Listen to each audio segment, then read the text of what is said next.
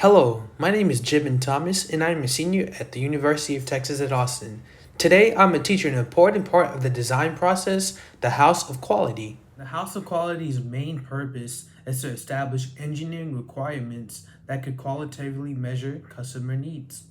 The House of Quality is important because it allows designers to guide their design by focusing on the customer and benchmarks their design against their competitors.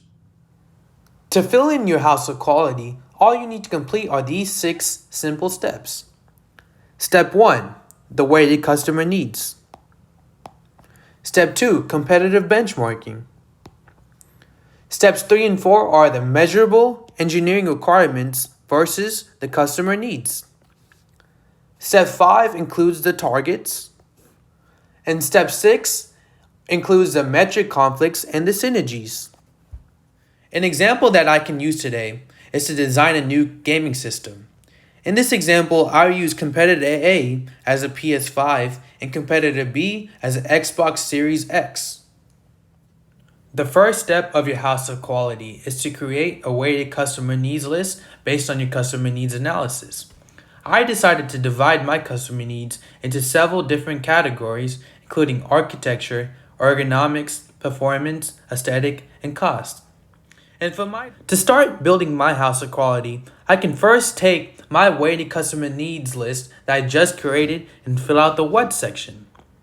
In this section, I took my weighted customer needs and listed them out according to their different sections, including... The second step of the house of quality is competitive benchmarking.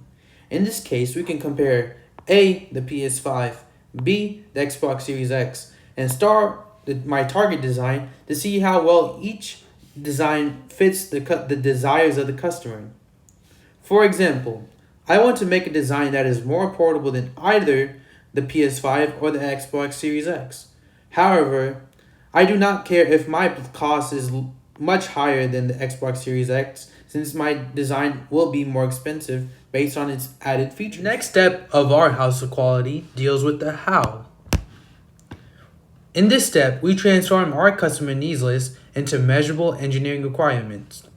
For example, we can use volume to measure portability, gigabytes to measure memory, or an aesthetics rating to measure how attractive a console can be. In this case, we can use an aesthetics rating with 5 being very attractive, all the way to 1 being very unattractive. Furthermore, these arrows show the directions of improvement to increase all of these measurable engineering requirements. The next step of our house of quality is the targets. In this step, we set targets for our product design in order for it to meet the customer needs in terms of the engineering requirements. We can also compare our targets to those of our competitors. These values are found through multiple sources on the internet. The final step of our house of quality determines the interrelationships of the different requirements. If improving one metric, for example, volume, also improves another metric, such as weight, we symbolize this with a check.